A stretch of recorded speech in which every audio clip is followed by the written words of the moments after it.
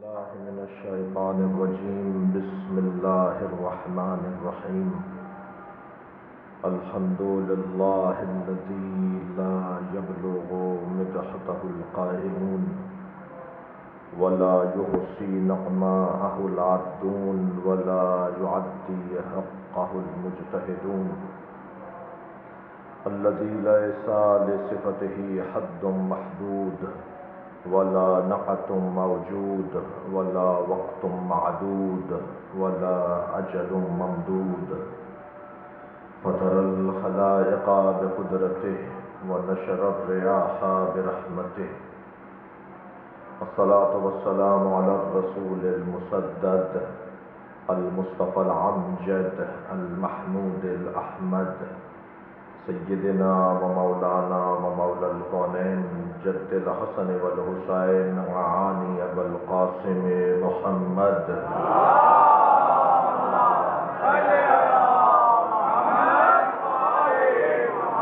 وآله الطيبين الطاهرين المعصومين الذين قال الله إنما يريد الله ليذهب عنكم الرجس أهل البيت ويطهركم تطهيرا.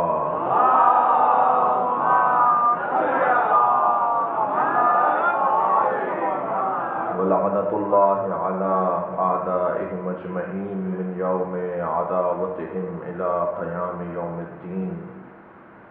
أما بعد، قال الحكيم في القرآن الكريم: بسم الله الرحمن الرحيم. إن الذين آمنوا وعملوا الصالحات سيجعل لهم الرحمن ودا. صلوات.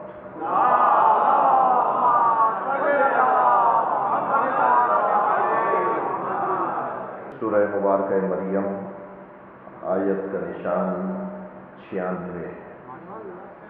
پروردگار عالم 96 نمبر کی اس آیت میں سورہ مریم کے اس بیان میں ایک قاعدہ، ایک اصول، ایک فارمولہ اور ایک دستور العمل عطا کر رہا ہے. دستور حیات بشر، انسان کی زندگی کا مقصد، انسان کی زندگی کا ہدف، انسان کیوں اس دنیا میں آیا ہے اور اس دنیا میں رہتے ہوئے اسے کسے مد نظر رکھنا ہوگا. ہم تمام تر مخلوقات میں افضل و اعلیٰ و اشرف قرار دیے گئے. تو جس کو جیسا بنایا جاتا ہے، جس کو جیسا بنایا جائے گا، اس سے انتظار بھی ایسا ہی ہوگا، اس سے توقع بھی ایسی ہی ہوگی. یہ قاعدہ آپ کے ہمارے بنائے ہوئی چیزوں کے بھی ہیں. ہم جب اپنی کوئی ایسی چیز، کوئی صانع، کوئی کمپنی، کوئی ادارہ اگر اپنی مصنوع پیش کرے تو اسے جیسا بناتا ہے ایسا ہی اس سے اسے توقع بھی ہوتی ہے. جب اشرف اور اعلیٰ قرار دیا ہے، جب سب سے افضل قرار دیا ہے، تو پھر سب سے اچھے کام بھی اسی سے چاہیے. اور اس کی قیمت اس وقت حاصل ہو پائے گی کہ جب یہ اپنے ہدف کے مطابق، ہدف حیات کے مطابق زندگی گزارے. اس آیہ کریمہ میں پروردگار عالم نے ایک قاعدہ دیا ہے اور ایک رہنمائی عطا کی ہے کہ تمہیں یہ سوچنا ہوگا کہ تمہیں کرنا کیا ہے. ہماری قیمت بڑھتی ہے یا ہماری قیمت وصول ہوتی ہے کہ جب ہم صاحب ایمان ہو جائیں. ہمارا مقام روشن ہو جاتا ہے کہ جب ہم صاحب عمل صالح ہو جائیں. ہم ان دونوں کاموں کو کس لیے کرتے ہیں؟ تاکہ اس کا قرب حاصل ہو جائے جس نے ہمیں اعلیٰ و اشرف قرار دیا ہے، اس کی ہمیں نزدیکی نصیب ہو جائے، اس کا ہمیں پیار مل جائے، اس کی شفقتیں مل جائیں، وہ اپنا کہنے لگے، وہ کہے کہ یہ میرا ہے. اور پھر جب اللہ کسی سے پیار کرے اور اللہ کسی کو اپنا کہے تو پھر اللہ ہی کا کام ہے کہ مخلوق کے دلوں میں بھی اس کی محبت اللہ ہی ڈالے۔ پھر بظاہر وقتی طور پر، عارضی طور پر اگر اسے تنہا چھوڑ کر بھی چلے جائیں اور وہ پریشانیوں کا سامنا کر بھی رہا ہو تو اسے یہ یقین ہوتا ہے کہ میرے رب نے مجھ سے وعدہ کیا ہوا ہے کہ لوگوں کے دلوں میں محبت ڈالنا اس کا کام ہے۔ آیہ کریمہ کا بہت وسیع پیغام ہے اور بہت سارے پیغامات اس آیہ کریمہ میں موجود ہیں، اور میں اس مقام ابتدا میں اس آیت سے استفادہ چاہتا ہوں۔ ارشاد ہو رہا ہے، ترجمہ محسوس کیجیے گا، ان الذین آمنوا، بتحقیق صاحبان ایمان، یا ترجمہ کروں کہ وہ لوگ جو ایمان لائے، وعاملوا الصالحات، اور وہ لوگ کہ جو عمل صالح انجام دیتے ہیں۔ یہ دو کام کرنے والے یعنی صاحبان ایمان اور صاحبان کردار لوگ، صاحبان ایمان اور صاحبان کردار لوگ، یہ دو کام کرنے والے لوگ اب اپنا کام اللہ پہ چھوڑ دیں۔ انہوں نے اللہ کی خاطر ایمان اپنا ثابت کیا ہے، اسی کی خاطر وہ اچھے کام کرتے ہیں، تو اب اپنا کام اللہ پہ چھوڑ دیں۔ اللہ کا کیا کام ہے؟ سَيَجْعَلُ لَهُمُ الرَّحْمَنُ وُدًّا، اب اللہ کا کام یہ ہے کہ لوگوں کے دلوں میں ان کی محبت کو ڈالے۔ وہ جو تنہا کسی میدان میں نظر آ رہا ہو اور اس کے ساتھ کوئی کھڑا ہونے کو تیار نہ ہو اور وہ تنہائی محسوس کر رہا ہو، تو لوگ تو دیکھ کر یہ کہہ رہے ہیں کہ وہ تنہا ہے، خود اس سے بھی تو کوئی پوچھے کہ تم تنہائی محسوس کر رہے ہو یا طاقت محسوس کر رہے ہو۔ وہ صاحب ایمان اور وہ صاحب کردار جسے معاشرہ تنہا کر دے اور کوئی اس کا ساتھ دینے کو تیار نہ ہو اور اسے اپنا وطن بھی چھوڑنا پڑے، پھر اسے اپنے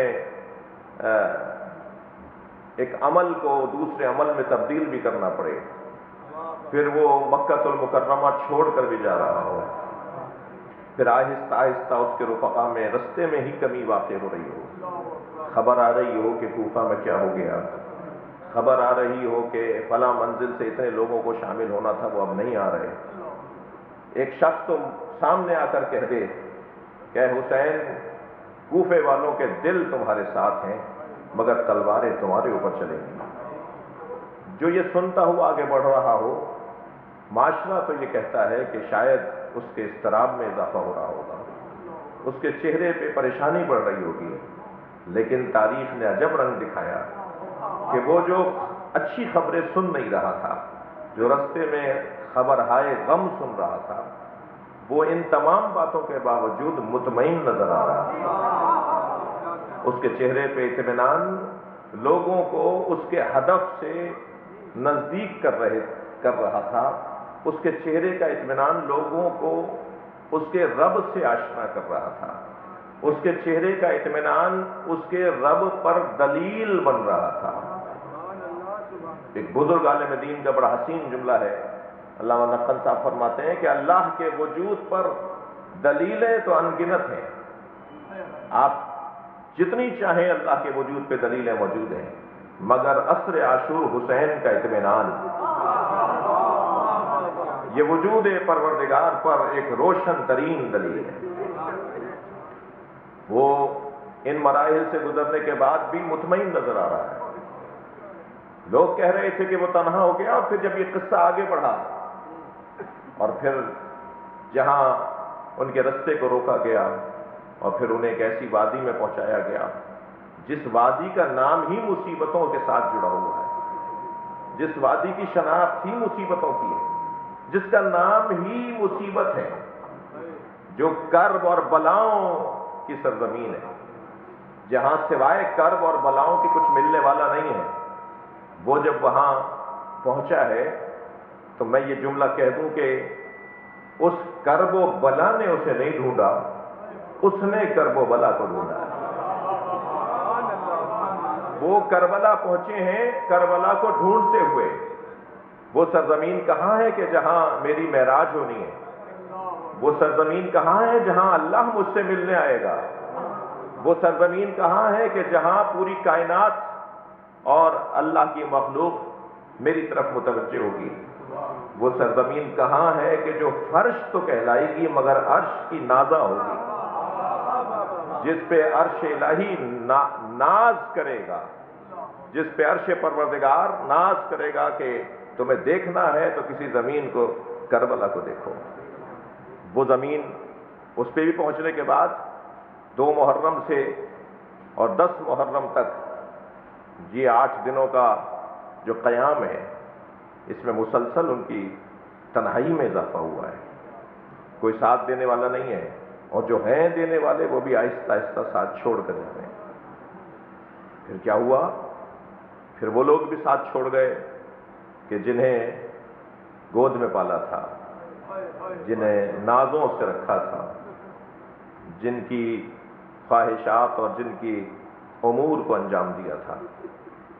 پھر تو تنہائی ایسی تھی کہ بہن بھائی کو سوار کروا رہی تھی۔ پھر تو تنہائی ایسی تھی کہ حسین کو سوار کروانے والا کوئی نہیں تھا۔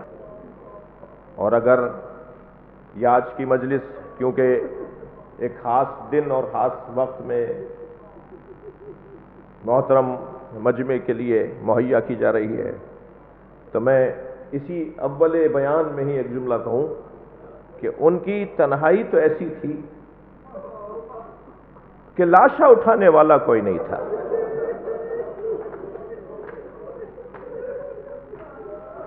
حسین ابن علی کا لاشا اٹھانے والا کربلا کے میدان میں کوئی نہیں تھا۔ یہ میں نے آپ کو ایک طویل فہرست بیان کرنے کی میں نے کوشش کی کہ کہاں کہاں احساس تنہائی اس ہستی کو ہوا ہوگا، مگر ہم تو اپنی عینک سے دیکھ رہے ہیں، ہم اپنی آنکھوں سے دیکھ رہے ہیں کہ وہ احساس تنہائی کر رہے ہوں گے، وہ سوچتے ہوں گے کہ اب میرا کوئی نہیں رہا۔ اور کچھ اقوال اور کچھ فقرات بھی ایسے ان کی زبان مبارک سے جاری ہوئے کہ جس سے اس بات کا اندازہ ہوتا ہے کہ وہ تنہائی میں کو محسوس کر رہے تھے کہ جب انہوں نے اپنے بھائی کے لاشے پہ کمر پکڑی اور کہا کہ الآن انکسر ظہری، اب میری کمر ٹوٹ گئی، وقلت حیلتی، اور اب میرے حوصلے ختم ہو گئے۔ تو یہ بھی ہمیں ملتا ہے اس میدان میں کہ جہاں یہ کہا جا سکے کہ وہ تنہائی کو محسوس کر رہے تھے، مگر جسے سب نے تنہا کر دیا۔ میرا سوال ہے عالم اسلام سے کہ ہم تو ابھی اس الجھن میں مبتلا ہیں کہ حسین کو وہ کیسے مانتا ہے اور میں کیسے مانتا ہوں، حسین کو وہ کیا مانتا ہے اور میں کیا مانتا ہوں، حسین کو کون تیسرا امام مانتا ہے اور حسین کو کون صحابی رسول مانتا ہے۔ ہم مسلمان تو اس الجھن میں لگے ہوئے ہیں، لیکن کوئی حسین کے کمالات کو اس عینک سے دیکھے کہ حسین ایک مدرس انسانیت ہے، ایک معلم انسانیت ہے۔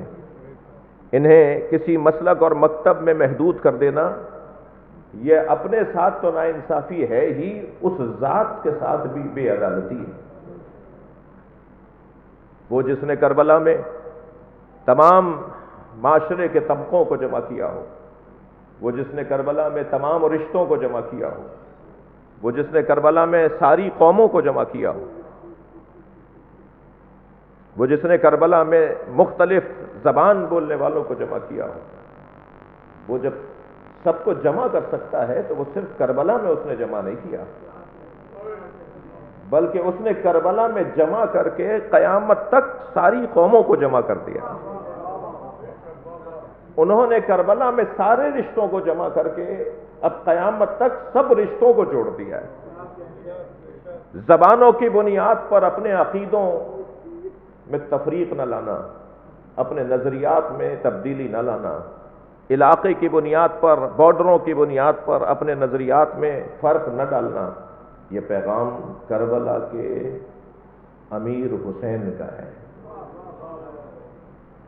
یہ عزیز زہرا کا پیغام ہے، وہ جس کے ساتھ اس حد تک تنہائی کا منظر نظر آئے کہ اگر لاشے پہ گھوڑے دوڑ رہے ہوں تو کوئی بچانے والا نہ ہو، اور اگر فریاد بھی کر رہی ہو تو وہ بہن کر رہی ہو کہ جو سوائے فریاد کے اور کیا کرے گی، اور کیا غربت تھی اس کے بچوں کی کہ 4 سالہ بچی بھی گھوڑے سے پوچھے گی میرے بابا کو پانی پلا کر مارا یا میرے بابا کو پیاسا شہید کر دیا۔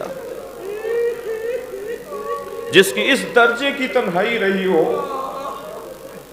کیا کچھ مدت گزرنے کے بعد انسان کا احساس اجاگر نہیں ہوا کہ حسین حسین ہے؟ جیسے جیسے زمانہ شعوری اعتبار سے تکامل کے مرحلوں کو گزار رہا ہے، جیسے جیسے زمانہ فکری اعتبار سے روشنی کی طرف جا رہا ہے، ایسے ایسے امام حسین کی معرفت میں اضافہ ہوتا جا رہا ہے۔ وہ مصرع شاید یہی کہنے کا ہے کہ انسان کو بیدار تو ہو لینے دو، ہر قوم پکارے گی ہمارے ہیں حسین۔ ایسا منظر ہمیں روز بروز نظر آ رہا ہے۔ کوئی بھی آپ کو نہیں ملے گا وہ جو آپ کے انداز محبت کے مخالف ہیں، وہ جو آپ کے انداز عزا کے مخالف ہیں، وہ بھی حسین ابن علی کے مخالف نہیں ہیں۔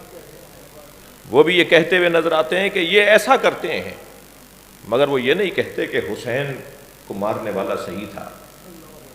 حسین مولا کے ساتھ جس نے دشمنی کی وہ ایک استعارہ بن گیا نقمت کا، بدنامی کا، برائی کا، اور حسین سے جڑے ہوئے وہ 72 اصحاب ایک عنوان بن گئے عزت، افتخار، احترام کے لیے۔ یہ وہ جو کربلا کے میدان میں تنہا کھڑا تھا، کیا وہ آج تنہا ہے؟ بلکہ میں کہہ دوں کہ اس کرۂ ارض پر یا حسین کے اللہ کے لیے مجمع لگتا ہے یا اللہ کے حسین کے لیے مجمع لگتا ہے۔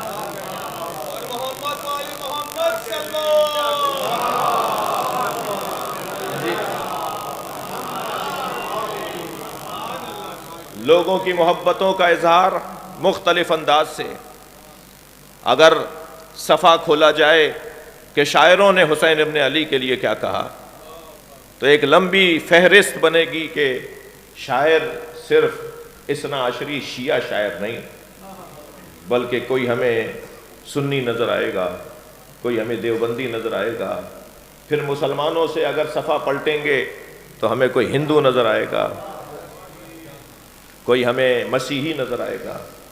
عربی زبان میں، فارسی زبان میں، اردو زبان میں، ترکی، مختلف زبانوں میں جو امام حسین کے لیے شاعروں نے اپنی عقیدتوں کا اظہار کیا، اور ایسے ایسے کلام ہیں، ایسے ایسے کلام ہیں۔ ایک ہندو شاعر کے تو وہ 2 مصرے، کہتی تھی بانو الہی خیر ہو، الہی خیر ہو مالک کی آج کیوں سر سے ڈھلی جاتی ہے چادر بار بار۔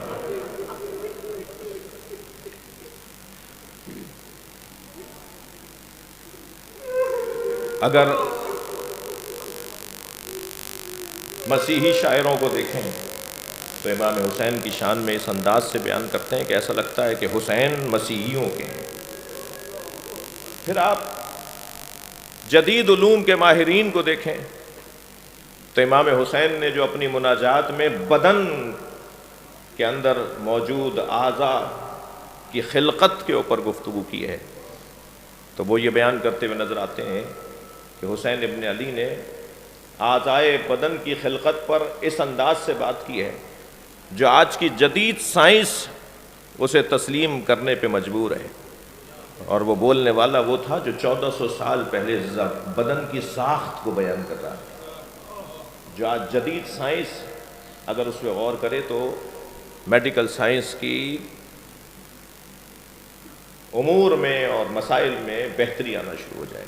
یہی کیفیت دیگر علوم کی بھی ہے، مگر بحث یہ ہے، بات یہ ہے کہ وہ جسے کربلا میں تنہا کیا گیا تھا وہ تنہا نہیں ہے.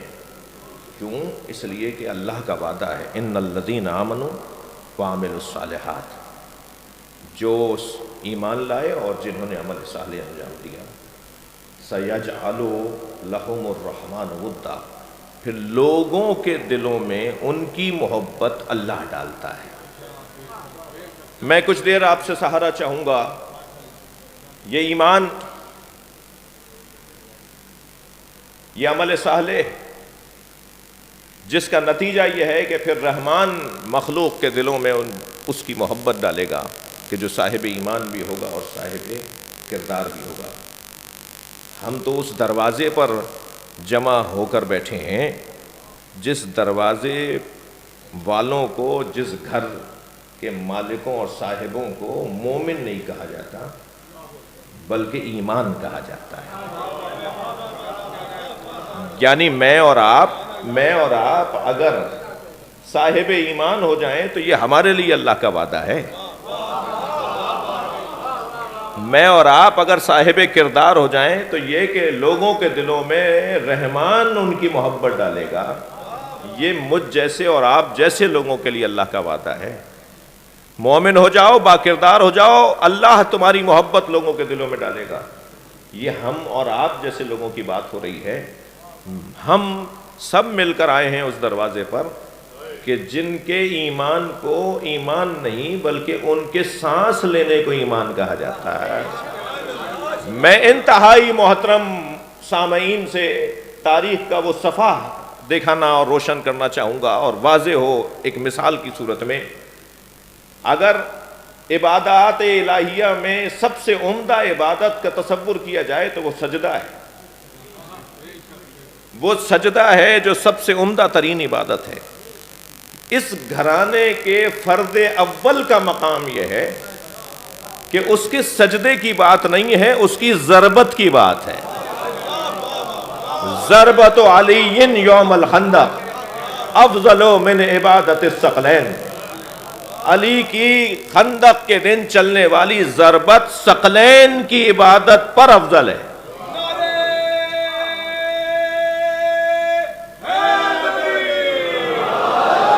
جس کا سجدہ نہیں، جس کی ضربت عبادات ثقلین پر غالب ہو، وہ کتنا بڑا عامل صالح ہوگا. بلکہ اسی مرحلہ بیان پر کہوں کہ وہ عاملین نیکیاں اور نیکیوں کے عاملین نہیں کہلائیں گے بلکہ نیکیاں کرنے والوں کی تصدیق کرنے والے ہیں. قرآن مجید سورہ مبارکہ تحریم کی ایک آیت اس منزل بیان کے اوپر خوب رہنمائی کرتی ہے. ان اللہ ہوا مولا. اس حصے سے پہلے دو اسلام کی شخصیات سے متعلق اللہ نے کچھ کہا ہے اور پھر انہیں جواب دیا ہے کہ اگر تم نے میرے نبی پر اس انداز سے اپنا روب جمانا چاہا تو جان لو کہ ان اللہ ہوا مولا. جان لو اللہ اس کا مولا ہے. اچھا، اللہ مولا ہے، یہ تو امت کو خوب سمجھ میں آتا ہے. اور اسی اللہ نے جو مولا ہے، اسی اللہ نے مصطفیٰ کو مولا بنایا ہے. اسی اللہ نے جس مصطفیٰ کو مولا بنایا، اسی اللہ نے غدیر میں علی کو مولا بنایا ہے. جنہیں اللہ مولا ہے تو سمجھ میں آتا ہے، وہ یہ کیسے سمجھائیں گے کہ جبریل بھی مولا ہے. قرآن پڑھنے جا رہا ہوں. ان اللہ ہوا مولا، کہ جان لو کہ اس کا مولا اللہ ہے. وہ جبریل و صالح المومنین، جی، وبعد ذالک ظہیرا والملائکۃ بعد ذالک ظہیرا. جان لو کہ اس کا مولا اللہ ہے، جبریل ہے اور صالح المومنین ہے. میں اس آیہ کریمہ کی تفسیر میں اور خاص طور پہ ترجمے میں ایک اپنے آپ سے گلہ کروں گا. ترجمے جتنے بھی آپ اٹھا کر دیکھیں تو اس آیت کا صالح المومنین کا ترجمہ کیا ہے کہ نیک مومن. نیک مومن اردو زبان میں بھی صفت موصوف ہے. نیک مومن عربی زبان میں صفت موصوف کے لیے کچھ شرائط ہیں. عربی میں صفت موصوف کو 4 چیزوں میں مشترک ہونا چاہیے. 4 چیزوں میں سے کسی 2 چیز میں مشترک ہونا چاہیے. مثلاً اگر موصوف جمع ہے تو صفت کو بھی جمع ہونا چاہیے. مثلاً اگر موصوف تثنیہ ہے تو اسے بھی تثنیہ ہونا چاہیے. مفرد ہے تو اسے بھی مفرد ہونا چاہیے. جی مثلاً اگر مؤنث ہے موصوف تو صفت کو بھی مؤنث ہونا چاہیے. جی موصوف اگر مذکر ہے تو صفت کو بھی مذکر ہونا چاہیے. موصوف اگر معرفہ ہے تو صفت کو بھی معرفہ ہونا چاہیے. اہل دقت تشریف فرما ہے اور اہل دقت مجلس کو سن رہے ہیں. یہاں صفت و موصوف اگر ہو تو صالح مفرد ہے, المومنین جمع ہے. مطابقت نہیں ہے, قاعدہ نہیں ہے, یہاں پر قاعدے پہ عمل نہیں ہے. اور کوئی سوچ سکتا ہے کہ قرآن میں قاعدے پہ عمل نہ ہو رہا ہو؟ جو قرآن میں قواعد کے عمل نہ ہونے پر سوچے گا تو وہ پھر اس پہ سوچا جائے گا کہ یہ تم نے کیسے سوچ لیا. تو یہاں صفت و موصوف کا ترجمہ ہم کیسے کر سکیں گے؟ صالح المومنین, نیک مومنین, صفت و موصوف ہے ہی نہیں. مضاف مضاف الیہ. عربی گرامر میں مضاف مضاف الیہ کا لفظ کہا جائے گا یہاں پر, یعنی ایک لفظ دوسرے لفظ پر اضافہ ہو رہا ہے. صالح المومنین کا ترجمہ اب یہ نہیں ہوگا کہ نیک مومن کون ہے؟ رسول کا مولا, رسول کی مدد کرنے والا, رسول کے ساتھ دینے والا اللہ. جبریل, اچھا اللہ کے ساتھ فوراً جبریل کو ذکر اس لیے کیا کہ اللہ کی طرف سے مدد لے کے کون آئے گا؟ تو جو مدد فراہم کرے اس کا تو ذکر ہو, جو مدد لے کر آئے اس کا ذکر نہ ہو. تو قرآن تو بہت واضح طور پر عقیدہ توسل کو ثابت کر رہا ہے. جو وہاں سے پیغامات لے کر آ رہا ہے وہ بھی تو وسیلہ ہے. تو اللہ اس کا مولا ہے اور جبریل اس کا مولا ہے, سورہ تحریم آیت نمبر 4. اور جبریل اس کا مولا ہے اور پھر وصالح المومنین. اب ترجمہ یہ نہیں ہوگا کہ وہ نیک مومن اس کے مولا ہیں, نہیں. ترجمہ ہوگا مضاف مضاف الیہ کا, مومنین کی تصدیق کرنے والا ایک صالح جو یہ طے کرے گا کہ کون مومن ہے اور کون منافق ہے. صلوات پڑھیں گے محمد و آل محمد.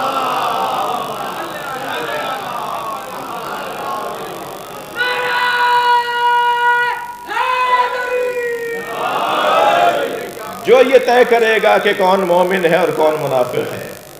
اگر ہم نبی کے زمانے میں کوئی ایسی شخصیت ڈھونڈنا چاہیں جو یہ طے کرتی ہو کہ کون مومن ہے اور کون منافق ہے, تو ہمیں اس شخصیت کو ڈھونڈنے کے لیے صحابہ کرام کی مدد لینا پڑے گی.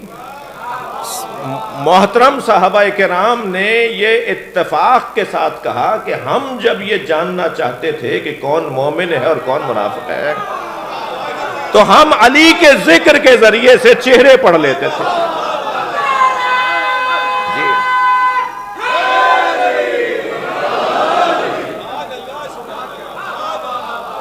مومنین کی تصدیق کرنے والا کہ کون مومن ہے اور کون غیر مومن ہے, وہ نبی کا مولا. اچھا بات تو بڑی سنگین ہو گئی. ہم اپنے لیے مولا علی کہے تو اعتراض, اللہ نے مصطفیٰ کے لیے علی کو مولا قرار دیا ہے.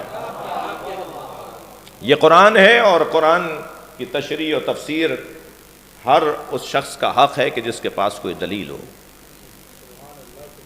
بات یہ ہے کہ وہ کیسے مومن ہیں کہ جن کے بتائے ہوئے دستور ایمان کے اوپر اگر عمل کوئی کر لے تو وہ سلمان فارسی بن جائے.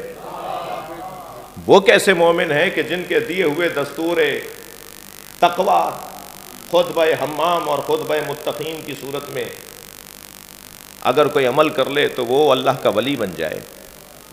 اللہ کی ولایتوں کا عنوان تقوی پروردگار کے ساتھ جڑا ہوا ہے۔ وہ کوئی شخص اللہ کا ولی ہو ہی نہیں سکتا جو متقی نہ ہو، اور وہ متقی ہو ہی نہیں سکتا جو علی کے دروازے پہ آ کے علی سے سیکھے نہ۔ علی بتائیں گے کہ تقوی کسے کہا جاتا ہے۔ لہذا دستور تقوی مفصل، مکمل، مطول مولا علی کا ایک خطبہ، جسے خطبۃ الحمام بھی کہا جاتا ہے، خطبہ متقین بھی کہا جاتا ہے، اس میں مولا علی بتا رہے ہیں کہ یہ کر لو تو متقی ہو جاؤ گے، اور جتنا تمہارا تقوی بڑھتا چلا جائے گا اتنا قرب الہی بڑھتا چلا جائے گا، اور جتنا قرب بڑھتا چلا جائے گا اتنی ولایتیں ملتی چلی جائیں گی۔ تو یہ جو کہا جاتا ہے اور حق کہا جاتا ہے اور سچ کہا جاتا ہے کہ ہر سلسلہ ولایت کے سر سلسلہ علی کی ذات ہے۔ دنیا میں جتنے بھی ولایت کے سلسلے ہیں ان سب کا استاد اور معلم مولا علی ہیں۔ وہ اس وجہ سے بھی کہا جاتا ہے کہ مولا علی نے تقوی کا دستور مرتب کر کے دیا ہے۔ ایک سبب بیان کر رہا ہوں۔ تقوی کا دستور یہ ہے جو تقوی کے اس دستور عمل کے اوپر غور کر لے وہ اللہ سے قرب پا جائے گا، جو اللہ سے قرب حاصل کر لے گا اسے اللہ ذمہ داریاں دے دے گا۔ اللہ جسے ذمہ داریاں دیتا ہے اسی کو ولی کہا جاتا ہے۔ مخلوق کے امور کو انجام دینے کی ذمہ داریاں، مخلوق کو سکون پہنچانے کی ذمہ داریاں۔ تو عزیزان گرامی، وہ صاحبان ایمان، پھر ان کی محبت کیسی لوگوں کے دلوں میں آئے گی؟ وہ صاحبان کردار، پھر ان کی محبت اللہ کیسے ڈالے گا؟ یقیناً جو منظر ہمیں نظر آ رہا ہے وہ طبق روال ہے، قاعدے کے مطابق ہے اور اصول کے مطابق ہے۔ یعنی آج اگر مولا امام حسین سے لوگوں کے دلوں میں محبت ہے تو وہ قاعدے کے مطابق ہے، ایسا ہی ہونا تھا، یہی ہونا تھا، یہی ہوتا رہے گا۔ اور یہ بات بھی یہیں روشن ہو جائے کہ اگر آج بھی کوئی حسین کے دروازے پر نہیں آیا ہے تو وہ اپنی اصلاح کرے، اس لیے کہ اللہ نے تو یہ قاعدہ دیا ہے۔ جو صاحبان ایمان اور صاحبان کردار ہوتے ہیں ان کی محبت لوگوں کے دلوں میں اللہ ڈالتا ہے۔ عزیزان گرامی، یہ بات طے ہے کہ یہ ذکر عام رہے گا، یہ ذکر اور بڑھے گا، پھیلے گا، یہ ذکر اور سمجھ میں آئے گا، یہ بات طے ہے۔ اس لیے کہ اللہ نے اس گھرانے کو کچھ اور ناموں سے بھی یاد کیا ہے۔ مثلا قرآن مجید میں اللہ نے ارشاد فرمایا علم تری کیف ضرب اللہ مثلا کلمۃ طیبۃ کشجرۃ طیبہ، اے میرے حبیب تم نے دیکھا کہ اللہ نے کیسی مثال دی ہے کلمہ طیبہ کی، جو شجرہ طیبہ کی طرح ہے، اصلھا ثابت وفرعھا فی السماء، جس کی جڑیں بہت مضبوط ہیں اور جس کی شاخیں آسمانوں میں، تؤتی اکلھا کل حین باذن ربھا، جو ہر موسم میں پھل دیتا ہے، کبھی وہ درخت سوکھتا نہیں ہے۔ اور پھر شجرہ خبیثہ کی بھی اللہ نے مثال دی ہے جو ہمارا مضمون نہیں ہے۔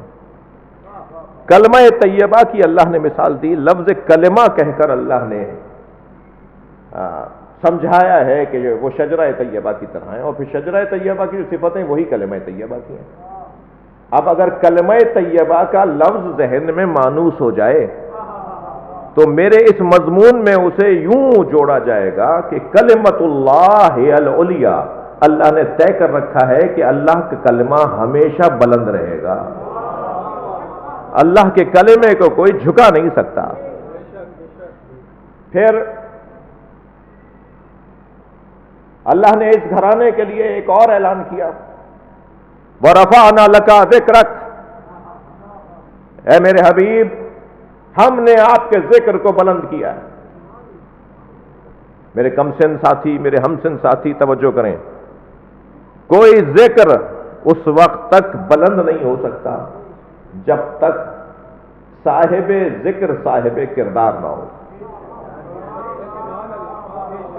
کوئی صاحب کردار محترم ہو نہیں سکتا جب تک وہ صاحب کردار صاحب فکر نہ ہو۔ میں اگر اس ترتیب کو یوں کہہ دوں کہ فکر انسان کو کردار کی طرف لے کے جاتی ہے اور کردار انسان کو ذکر کی طرف لے کے جاتا ہے. ذکر ہی اس کا ہوگا جس کا کردار ہوگا, بات ہی اس کی جائے گی جس کا کردار بلند ہوگا, اور کردار بلند اس کا ہوگا کہ جس کی فکر بلند ہوگی.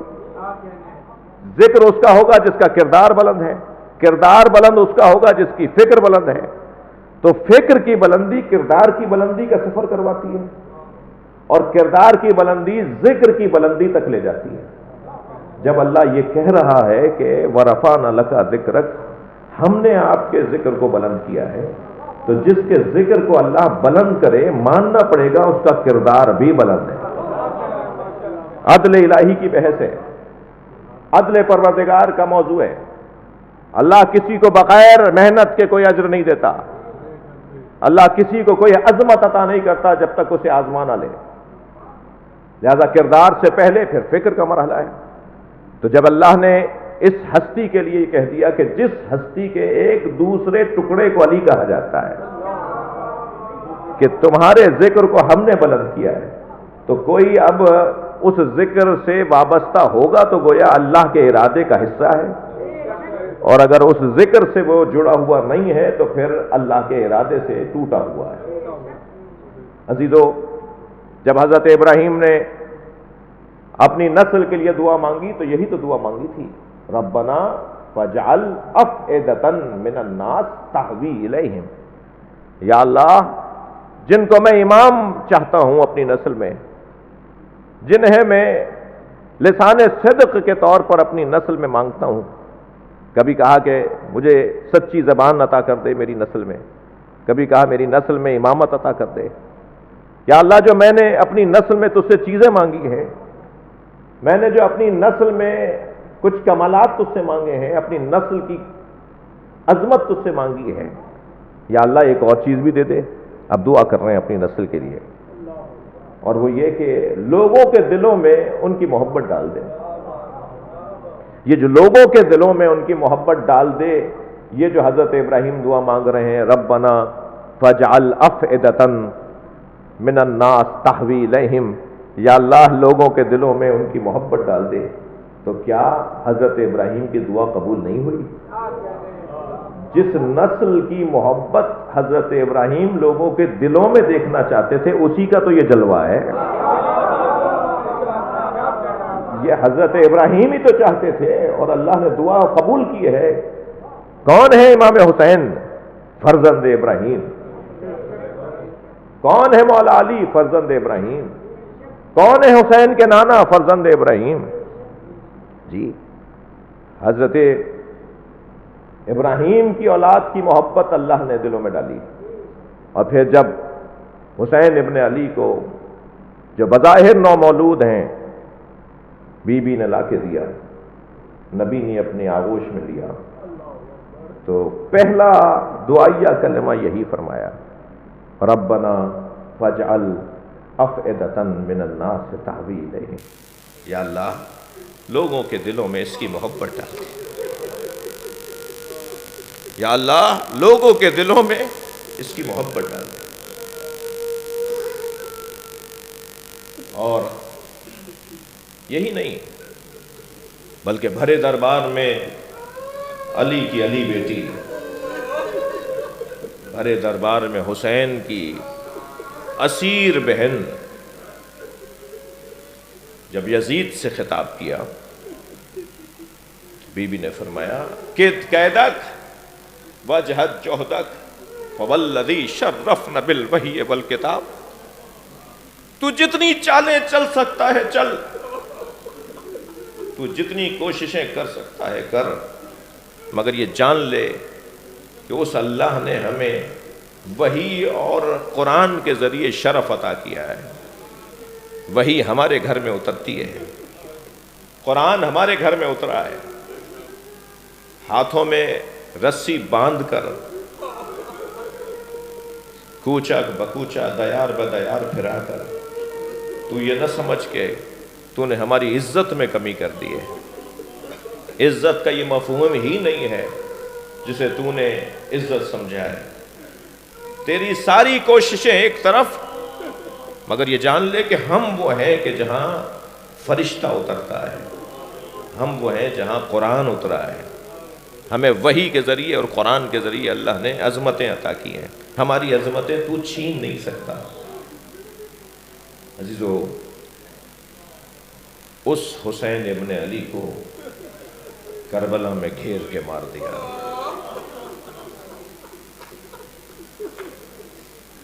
جس کی محبت دلوں میں ڈالنے کا وعدہ اللہ کا ہے،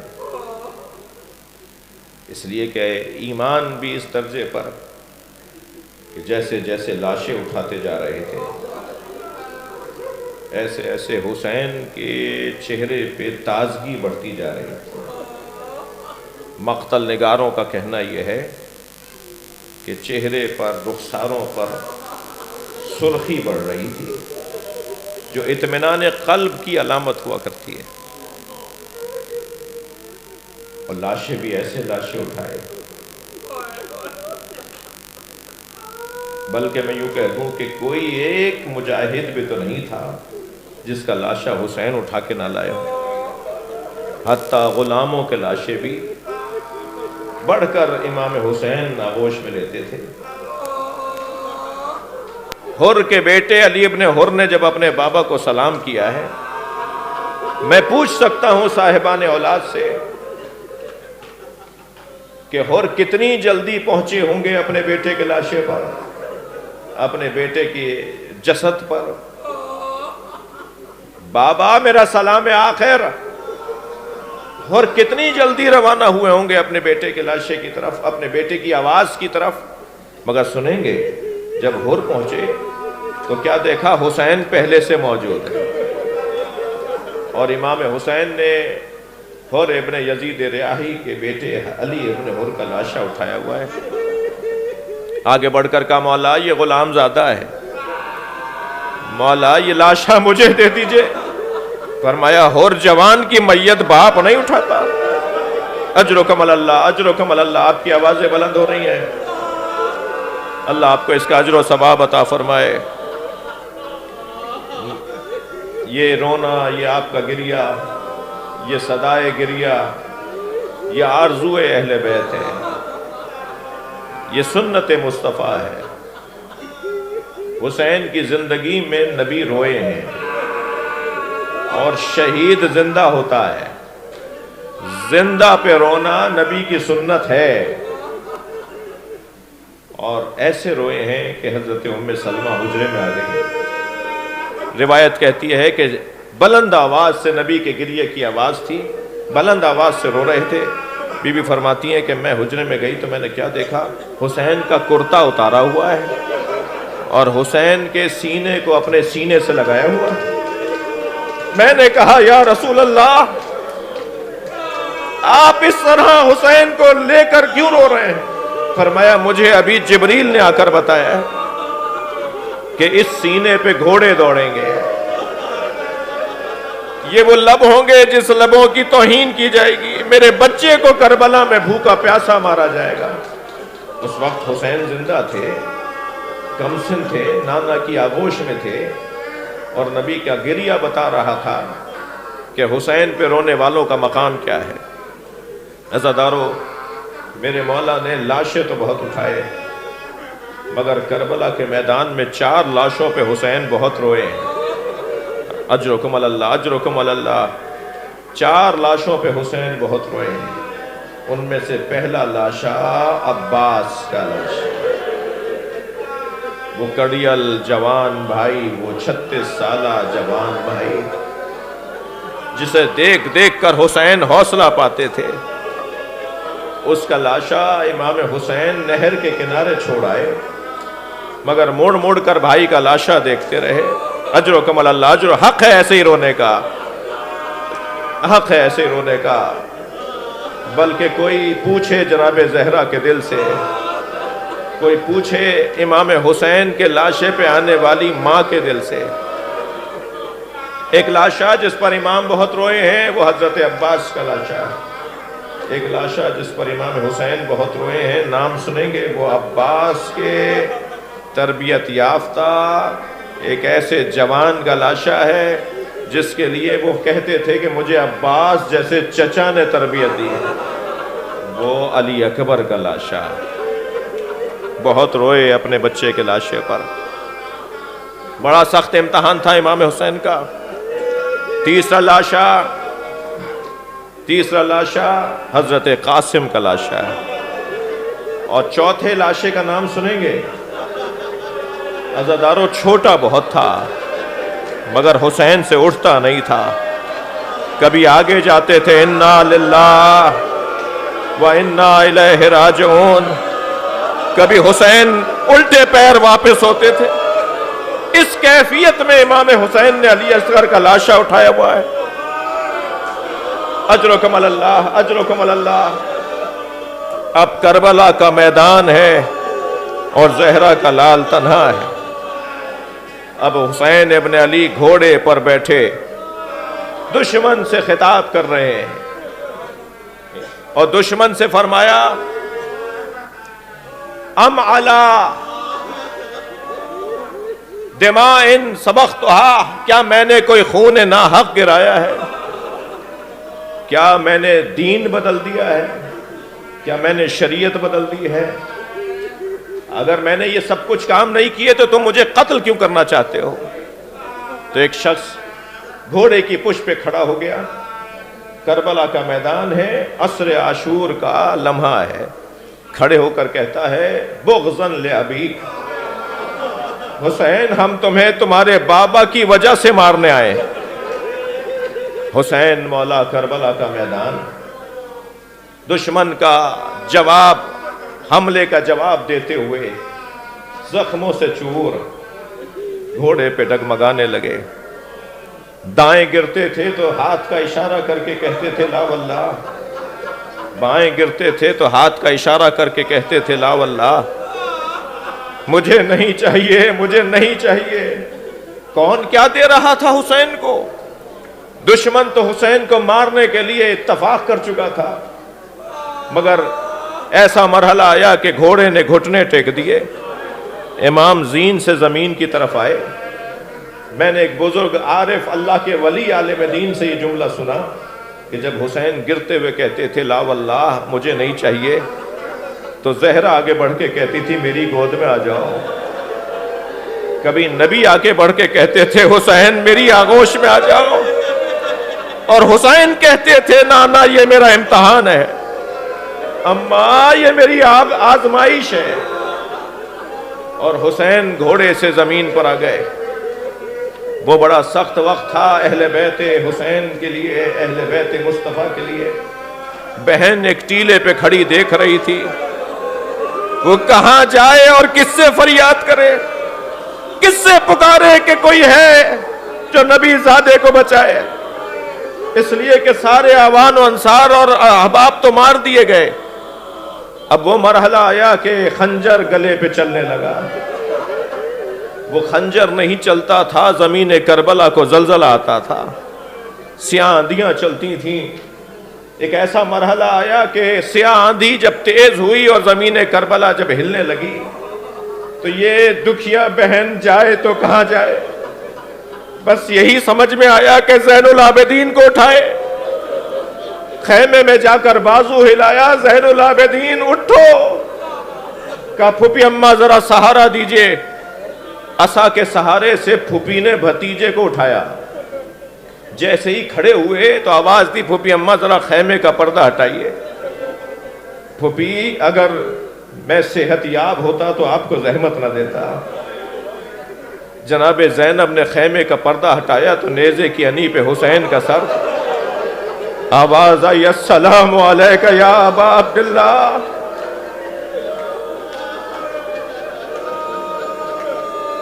یہ دن اب ختم ہو گیا، شام غریبہ آ گئی۔ شام غریبہ تاریخ بشریت میں ان سے بڑے غریب نہیں ہیں۔ عزادارو، علی کی شیر دل بیٹی जली हुई चोप को उठाकर बीवियों और बच्चों को एक जगह जमा करती हुई एक आवाज देकर कहती है, उम्मे कुलसूम, सकीना नजर नहीं आ रही। अब दोनों बहनें चली हैं हुसैन की अमानत को ढूंढने के लिए, आवाज देती जा रही हैं, सकीना कहाँ हो, सकीना कहाँ हो। कि एक मर्तबा महसूस हुआ कि एक नशेब है जहाँ एक लाशे के गिर्द बहुत से पत्थर हैं, नेज़े हैं, भाले हैं, बच्चियां हैं। सकीना वहां सो रही हैं। करीब जाकर बच्ची को गोद में उठाया, कहा, सकीना ये कहाँ सो रही हो? कहा, फूफी अम्मा ये बाबा का लाशा है। फूफी अम्मा, जब मेरे दामन में आग लगी और मैं मदद के लिए पुकार रही थी तो इसी लाशे से आवाज आई, मेरी बच्ची मेरे पास आ जाओ।